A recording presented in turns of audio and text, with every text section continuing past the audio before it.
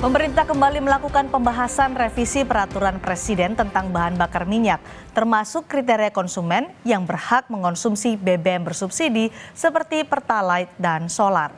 Jika melihat data konsumsi BBM Pertalite, terjadi peningkatan signifikan dari tahun 2022 ke 2023, dari 23 juta kiloliter ke 30 juta kiloliter. Sementara tahun 2021 ke 2022, jumlah konsumsinya sama.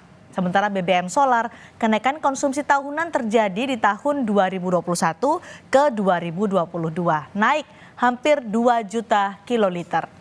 Untuk menjaga daya beli masyarakat, pemerintah kemudian menganggarkan subsidi BBM per tahun. Di tahun 2022, anggaran subsidi BBM mencapai 500 triliun rupiah dan turun di tahun berikutnya menjadi 339 triliun rupiah. Tapi kemudian kembali turun di tahun ini yang hanya 113 triliun rupiah. Menteri SDM menekankan pembatasan penerima BBM bersubsidi agar lebih tepat sasaran. Lalu bagaimana mekanismenya dan siapa yang berhak mendapatkan BBM bersubsidi akan kami bahas usai informasi berikut ini. Pemerintah akan melakukan pembatasan bahan bakar minyak jenis Pertalite. Kriteria konsumen yang berhak mengonsumsi BBM subsidi kini tengah digodok. Dengan aturan baru, Menteri ISDM Arifin Tasrif berharap BBM subsidi khususnya Pertalite akan lebih tepat sasaran. Seperti kami kutip dari Kontan, Arifin Tasrif mengatakan, supaya alokasi BBM tepat sasaran kan, harus tepat sasaran ya. Kalau enggak kan rugi. Ya, rugi pemerintah, kemudian yang menikmati orang yang enggak tepat. Selain tepat sasaran, menurut Arifin, salah satu alasan pembatasan BBM subsidi juga untuk menjaga keuangan negara. Tiap tahunnya, pemerintah menganggarkan subsidi BBM untuk menjaga daya beli masyarakat. Di tahun 2023, realisasi subsidi BBM dan LPG mencapai 95,6 triliun rupiah. Angka ini lebih rendah dari tahun sebelumnya, sebesar 115,6 triliun rupiah. Menurut anggota Komisi 7 DPR Mulyanto, saat ini pemerintah sudah menjalankan pembatasan BBM subsidi, namun tanpa payung hukum jelas. Meski setuju dengan pembatasan, Mulyanto menegaskan rakyat kecil tetap harus mendapat prioritas. Prakteknya di lapangan, pembatasan BBM ini baik solar maupun Pertalite sudah dilaksanakan oleh Pertamina melalui My Pertamina. Ya, dibatasi yang boleh menerima seperti ini sesuai dengan aturan main Pertamina, ya kan? Padahal Perpresnya belum ada.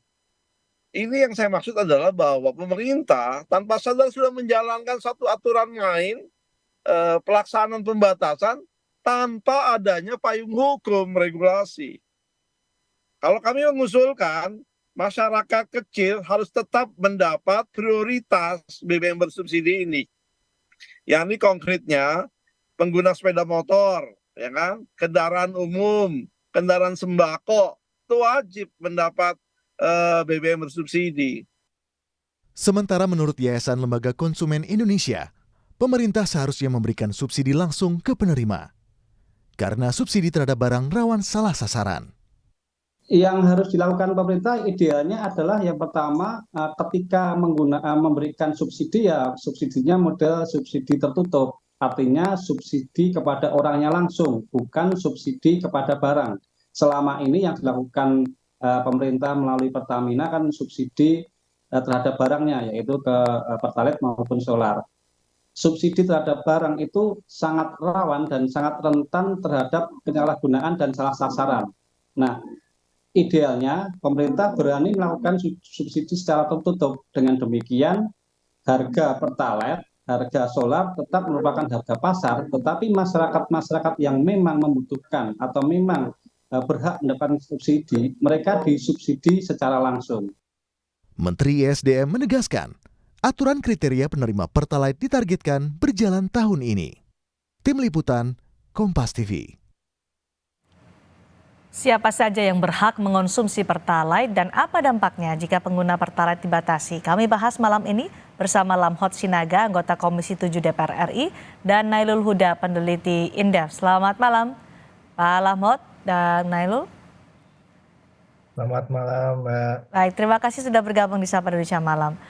Terkait dengan pembatasan Pertalite, waktunya haruskah tahun ini 2024 di awal, karena beberapa waktu terakhir masyarakat sudah dihadapkan dengan kenaikan harga bahan pokok, kemudian juga PPN yang naik 1 persen poin, kemudian ditambah lagi dengan pembatasan Pertalite. Tepatkah waktu pembatasan itu tahun ini? Pak Lamhot. Pak Lamhot masih di mute sepertinya Zoom-nya. Ya, silakan. Kedengaran?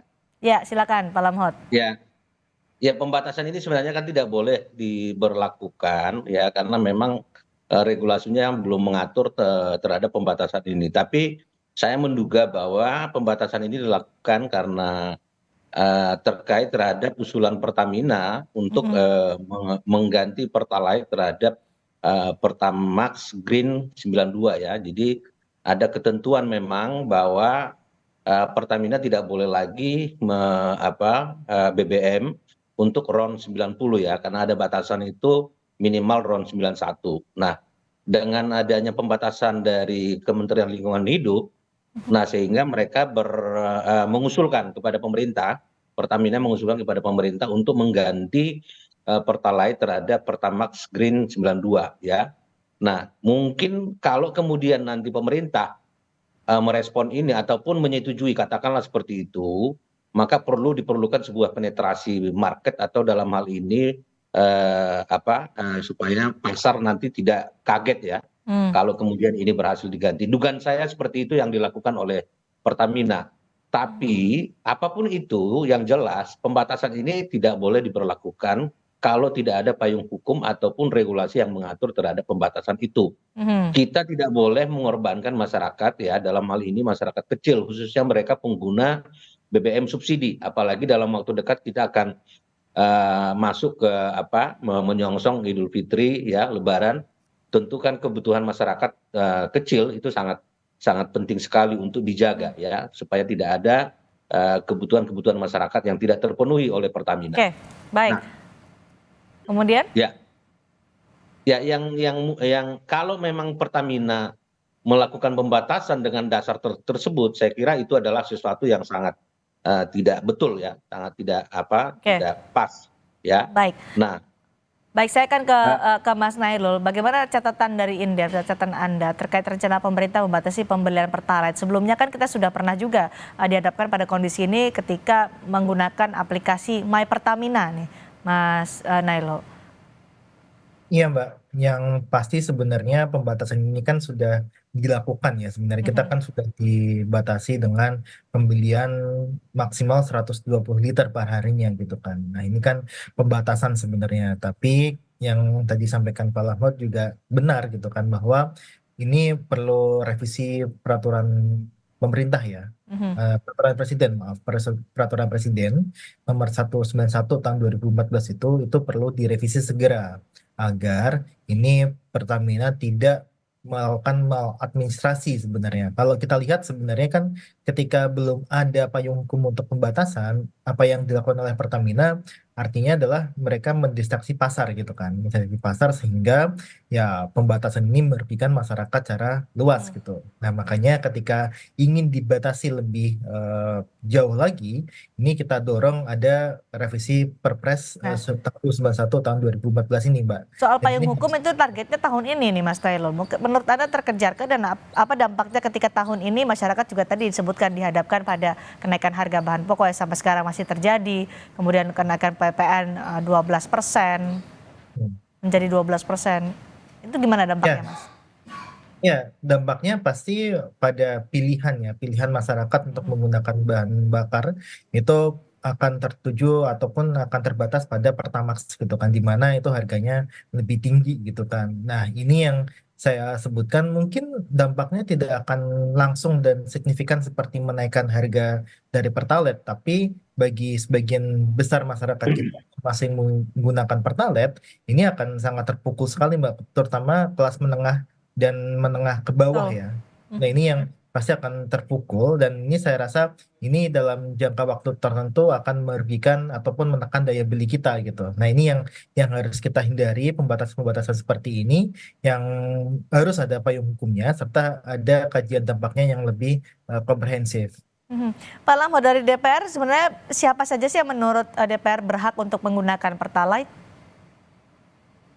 Ya, yang jelas yang berhak menggunakan Pertalite itu adalah mereka-mereka yang pada saat ini masih pengguna BBM subsidi ya, dan mereka yang layak untuk kita bantu dari sisi kebutuhan mereka dalam hal penggunaan BBM. Tapi saya ingin melihatnya sih begini. Pertama, nggak bisa juga memang teman-teman di Pertamina kan memang membutuhkan respon yang cepat dari pemerintah ya. Karena pengaturan ini juga kan perlu dalam waktu dekat. Di satu sisi memang kan kita nggak boleh mempertahankan dengan situasi Pertamina seperti ini ya. Karena mereka kan udah lama, udah 1 tahun ini mereka mengusulkan untuk menggantikan Pertalite ya terhadap pemerintah. Tapi respon itu kemudian sampai saat ini belum direspon oleh pemerintah. Di sisi lain memang kan kita kan kebutuhan kita kan meningkat terus ya, terhadap subsidi meningkat terus. Lalu kemudian mereka sudah membuat sebuah skema ya, katakanlah tadi untuk menggantikan, di satu sisi mereka juga dihadapkan sebuah peraturan bahwa mereka tidak boleh lagi menjual BBM yang RON 90 ya, jadi minimum itu harus di RON 91 ya, sehingga dengan kemudian ini yang belum direspon oleh pemerintah gitu, jadi mereka juga serba salah gitu ya, di satu sisi kebutuhan naik, di sisi lain mereka juga dibatasi regulasi terhadap penggunaan RON minimum RON 91. Nah, dalam hal ini terus terang ya, Cindy, saya ingin mengatakan harusnya pemerintah dong yang harus bertindak cepat untuk ini ya. Kalau kemudian pun Pertamina misalnya mengusulkan itu terhadap penggantian Pertalite menjadi Pertamax Green 92, ya tetap dalam koridor subsidi gitu loh ya. Tetap dalam koridor subsidi. Maksudnya? Supaya masyarakat tetap terbantu. Jadi jangan dilepas gitu loh ya. Tapi kan Pertamina kan tidak boleh juga kalau masuk dalam skema subsidi kan enggak.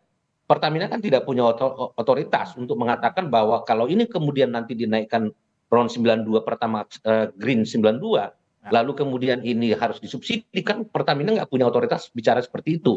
Tapi bagi mereka adalah mereka ingin menggantikan Pertalite menjadi Pertamax Green 92. Di atasnya RON 91.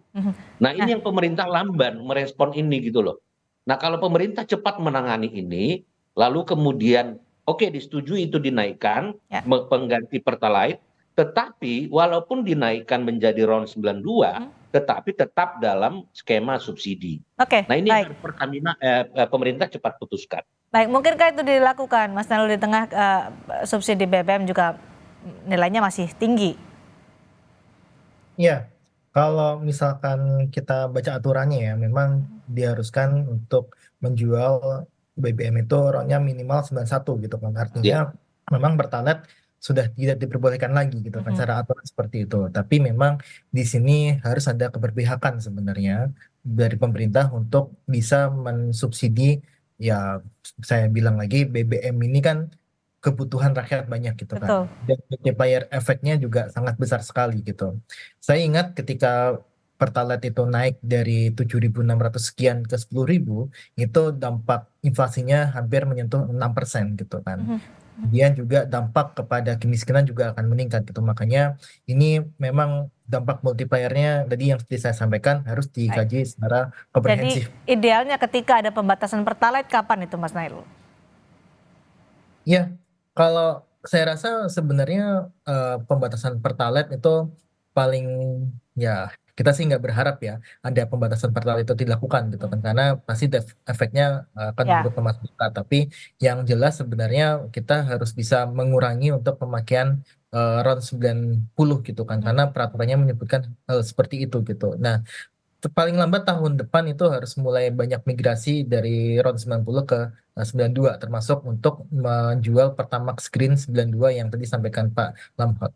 Memitigasi dampaknya yang multiplier effect yang tadi Anda sebutkan, bahwa ini akan memukul juga untuk masyarakat di kalangan menengah dan juga menengah ke bawah. Mas Nailul. Iya Mbak, Ya pasti kalau tadi sebutkan juga sama YLKI ya bahwa ini harus ada subsidi tertutup gitu kan. Nah ini memang jadi concern juga dan memang jadi pilihan alternatif kebijakan alternatif bagi pemerintah untuk bisa mengkompensasi dari pembatasan Pertalite ini. Dan kalau saya pribadi sebenarnya ketika ini dinaikkan, otomatis sebenarnya ini harus dilihat juga jangan sampai berdekatan dengan kenaikan-kenaikan barang yang diatur pemerintah lainnya. Seperti tadi PPN misalkan. Berarti ini tidak boleh berdekatan dengan rencana kenaikan pemerintah PPN ya. PPN dari 11% ke 12%. Harus ada jeda waktu tertentu gitu. Dan saya rasa sih sebenarnya ya dengan ada aturan, kemudian ada revisi dan sebagainya, itu sudah bisa menjadikan payung hukum yang jelas. Nah, yang kedua, Mbak, ini yang ingin saya sampaikan juga bahwa ya kita sebenarnya mendukung untuk ya APBN kita kuat gitu kan, tapi juga satu sisi ini harus bisa menjaga daya beli masyarakat sehingga tidak menimbulkan multiplier negatif kepada kemiskinan, kepada daya beli dan sebagainya. Baik, harus dihitung hati-hati, disiapkan payung hukumnya dan juga disiapkan nanti mitigasi supaya tidak memukul masyarakat menengah dan menengah ke bawah dengan adanya pembatasan Pertalite ini. Terima kasih Pak Lamut, terima kasih juga Mas Nailul sudah berdiskusi di Sapa Indonesia malam hari ini.